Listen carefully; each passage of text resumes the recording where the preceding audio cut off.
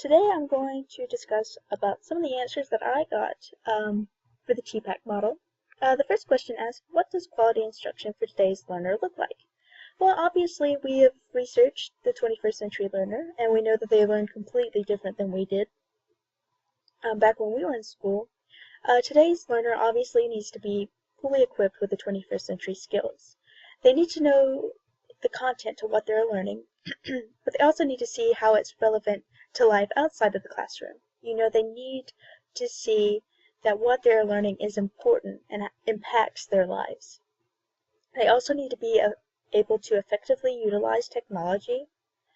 They need to use it as a tool.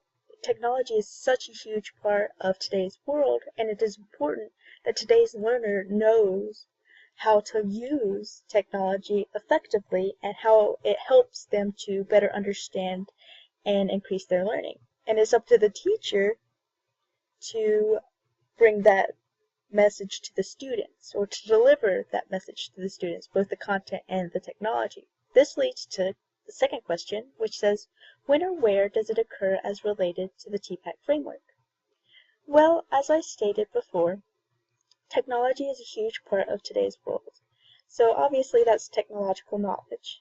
The teacher needs to see that his or her students are gaining the necessary understanding of how to use technology in order to increase their understanding and their learning. The teacher needs to have the proper content knowledge. He or she needs to be able to know what they are teaching and know what they are talking about. They also need to have pedagogical knowledge. They need to know how to bring that message across to the students in order to make it exciting and make it relevant. Make the students see that what they're learning is important and has an impact on their life outside of the classroom. So it really falls in this middle spot, or the Tpack spot. You've got technology knowledge, or technological knowledge, content knowledge, and pedagogical knowledge. Teacher needs to effectively bring the instruction about how to use technology as a tool, and how to understand the content area and the content knowledge, the facts that they are learning, and how to see how it is important to their lives. So it really just falls in the middle area, but it could also fall, in these areas here. You've got the technological, pedagogical knowledge. The teacher could effectively bring the instruction, as well as utilizing technology within the classroom. You've got the technological knowledge and the content knowledge, so the teacher knows the content and uses some aspects of the technology to make it exciting for the students. And then you've got the pedagogical content knowledge, which is the teacher knows what he or she is teaching and knows how to effectively bring the instruction. The third question says, where do your instructional practices or the instructional practices of those you support reside within the Tpack framework? Well, instructional practices obviously fall under the pedagogical knowledge. Pedagogical knowledge is how you bring learning to life for your students, or how you teach your students, or what methods you use. Do you utilize direct instruction or group discussion? Do you use think, pair, share?